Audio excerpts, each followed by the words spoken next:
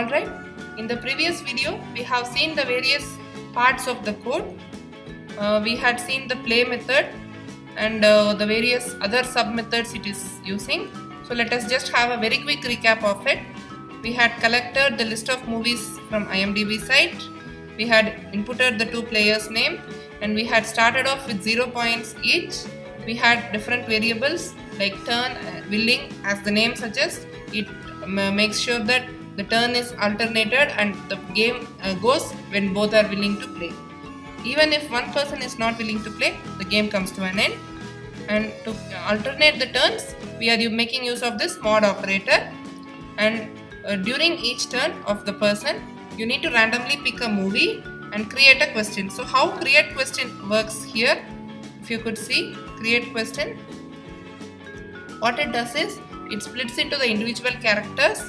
It sees if the individual letters, it sees if the letter is a space, you just keep it as a space. If it is some other letter other than space, you encode it as star. So this is how question has been created.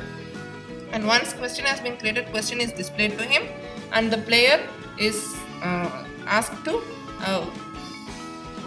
guess a character, guess a letter that is present in the movie name. So he has to guess the letter. So once he has given a letter, you first check if that letter is present in the movie name or not. So to check if it is present in the movie name, we are making use of a built-in functionality count that will say how many times this particular letter has occurred in that particular word. So movie is our word. In that movie, how many times this letter has occurred. If it has not at all occurred, it will return 0. Otherwise, it will return a non-zero positive value. So if it is returning a 0, you say it is false. That is, it is not present. Is present while applying is false. Otherwise, it is true. So that's how we are returning the false and true values correspondingly. And if it is not present, you say that this letter is not found. If it is present, you have to unlock the letters. So for unlocking, what do? You do something very similar to that what we have done in create question. We open the string into list of letters. You open the string into list of characters, and based on each character, if it is a space or that actual letter which he has wanted to unlock, you append that letter into the output string. Otherwise, if it is not unlocked yet, and it is not that letter as well, then you have to append star, else you have to append the letter that has been unlocked till now. And this is how we have created the output list. Now we merge the individual characters of output list into a single string and return that single string. So this is how unlocking has been done. Once unlocking has been done, you print the unlocked version, and based on that, the user can take two decisions. Either he can guess the name of the movie or he can unlock another character. If he wants to unlock another character, the same process is repeated. If he wants to guess the movie name, you ask him to answer. You check if it is correct. If it is correct, say that he has said the correct answer and increase his points by 1 and show him his points. And once he has said the correct answer, this particular thing of asking for a character, unlocking, guessing, all this comes to an end. So this is how the movie goes. This is how the game goes.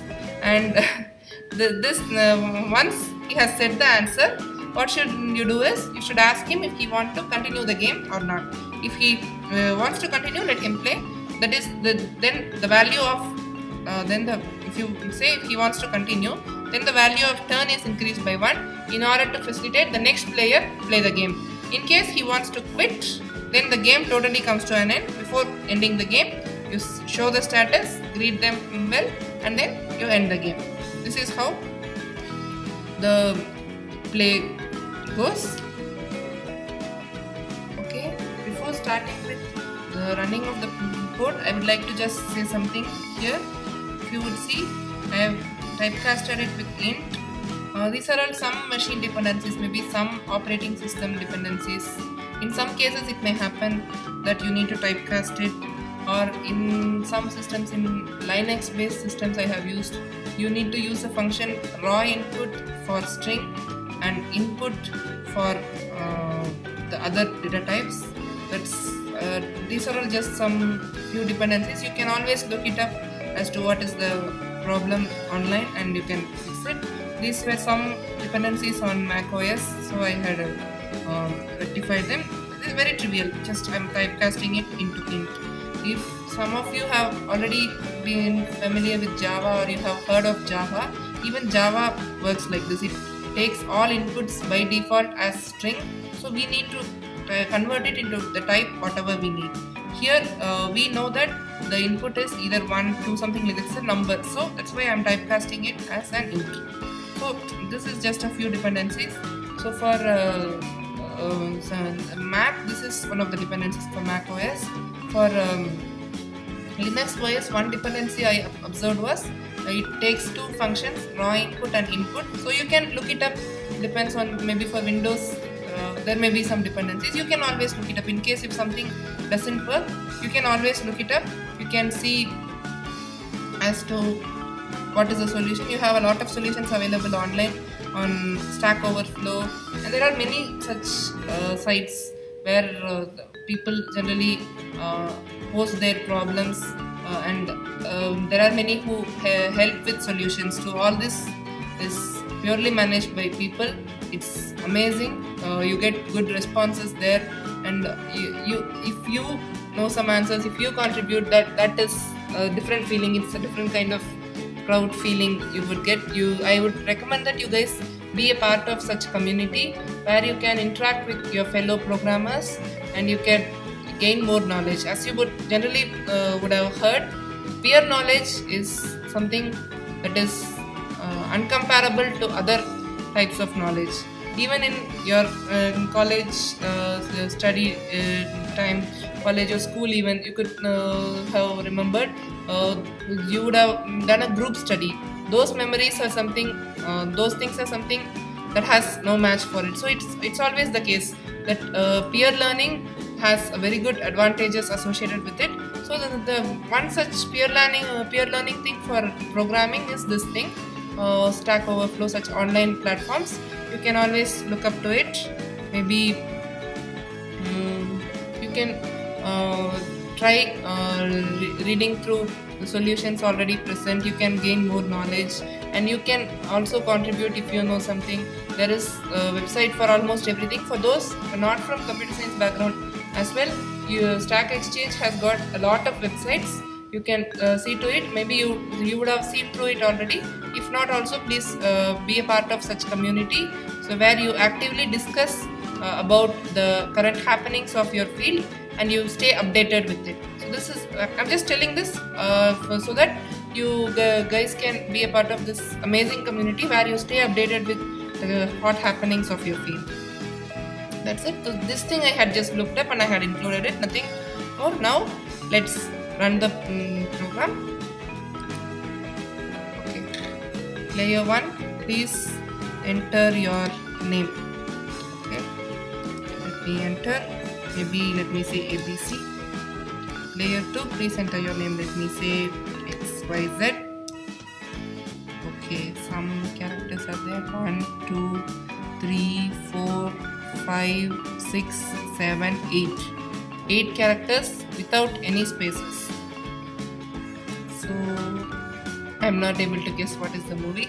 So let me play smartly. It is generally a practice that you usually unlock vowels. So you try with all vowels, then Y. This is generally a practice because in almost any movie name you see, you would have these letters occurrences almost all the time.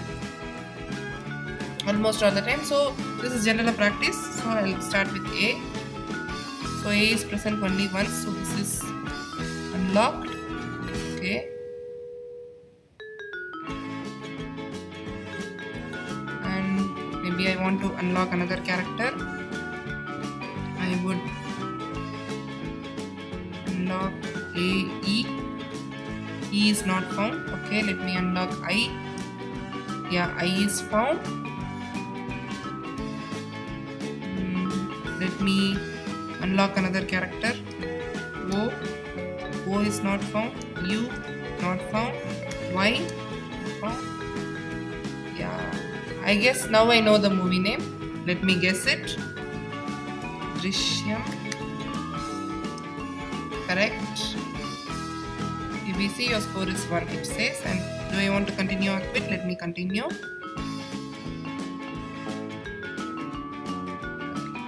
Alright, oh, this is the problem. We had to make a small rectification, then everything will work good. Let us do it very quickly. See, I have not changed the name here. It's P2, it's player 2's turn. I had copy pasted and we had missed changing the name, so let us do it very quickly. So this is how it happens actually. You run and by then something unexpected comes, then you come to know that, oh, I skipped it, and this is how programming happens. So in case you're making mistakes, please never get disheartened. All this is a learning process. Failures are the stepping stones for success, they say. It's very much true in case of programming. Through lot of mistakes only, you come to know whatever is the correct way. P2 I have to change here, and yeah, somewhere else here I need to change same line. So okay, anywhere else do I have to change? Do I have to change anywhere else? No, I guess. Yeah, fine. Alright, let me save. Let me open a new console. Better let me open a new console, a fresh console, and let me run it. Run. Okay. Player 1, enter your name ABC. Player 2, XYZ. Your turn. Some 1, 2, 3, 4, 5, 6, 7, 8. 8 characters. Let me guess A. I'm lucky that probably I'm getting the same movie. Let me unlock another. I get I. Yeah, I got the same movie. Let me guess now. It's yeah, correct. So let me continue. XYZ, your turn. Yeah. 1, 2, 3, 4, 5, 6, 7, 8. All this is probable actually because we are randomly picking a movie. That's it. So it may be the case that both the players get the same thing. This is highly lesser a probability, but if you want to make it still the least, you want to decrease the probability that both people get the same movie name, you increase the number of movies in the list. That is what, because here we have just 10 movies basically, because we were not interested in scrolling through the IMDb list. Our aim here is to learn the programming part and not to watch movies. So I just had picked some 10 movies from IMDb. Maybe if you would pick more movies, there were 250 movies that were displayed there. If you would pick some 100 movies, 200 movies, this probability that both people get the same thing is very rare. So maybe I'm able to guess it here. I hope next time I'll get some other movie. Yeah, I'm getting some other movie. So let me say with my letter A. These are the things. So let me unlock another letter. E. Yeah, now I guess now I'm able to guess the movie. See, with vowels, you are able to guess the movie very quickly. Zameen. So wantedly, let me say without spaces. I want to check if it works fine. Wrong answer. See, it is not accepting. The movie name contains spaces, so you have to give spaces. It doesn't accept the other way. Perfect. So I have to say again some letter. So let me say R. Given that I know that this is the movie name, I say R. Okay. So it is unlocked. So I have to guess the movie name this time properly with spaces. I'll give Zameen Par. Okay. Yeah. ABC, your score is 2, and I want to continue. XYZ. 1, 2, 3, 4, 5, 6, 7, 8.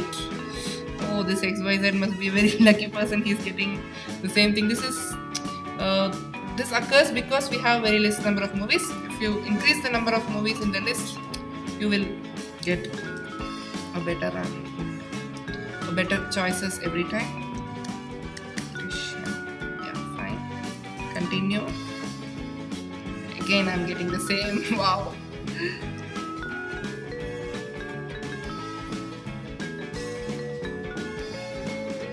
Okay. Oh, it's some different movie. Alright. See, I was seeing the same movie again and again, and I was thinking it is picking the same movie again. No, it is some different movie.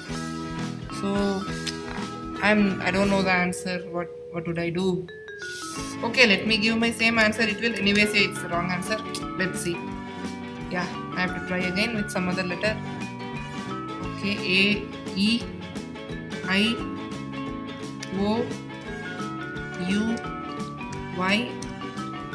Alright, now I know the movie. Now let me write. Now I have come. That is a movie name. Sorry, I should say that I want to guess the movie, then I will. So, okay, I will write. Now I have come. Perfect.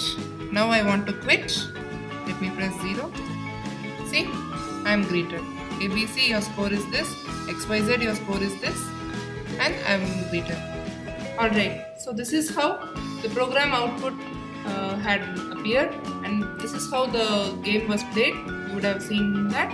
And during the run of the game, one thing you would have noticed is sometimes one movie got repeated often. Some movies may get repeated often. This is usually a case even when we play manually, right? See, assume that you are playing the same game for some 1 hour, 2 hours, something like that. Then sometimes it may happen that you forget that you had already said that movie name, you had already asked that as a question, and you may pose the same question again. It happens. The same thing happens with the computer as well. Computer, how does it does? It has a list of movies. It picks a movie name randomly. It's purely a probability. So we can never guarantee that you will never get a repetition. That is, in case, for example, say the movie Dangal. If it has been picked, I can never give you a guarantee that again Dangal will never be picked. So that we can never guarantee in this randomly picking method, because for this repetition to occur, the probability associated, the math behind it, the probability is non-zero probability. It is not a zero probability. There is some minimal probability with which this repetition can occur. It is evidently visible because we have only 10 movies in our list. In case if you increase the number of movies, if you have some 100 movies in the list, this probability of repetition is very, very less, and it is not very evident that there is a repetition, but there will be repetition. The probability of it is non-zero, so that there may be repetitions may occur there. You can never guarantee that repetitions would never occur. So maybe for that you can think of some strategies. Can you think of some other way other than randomly picking from a list?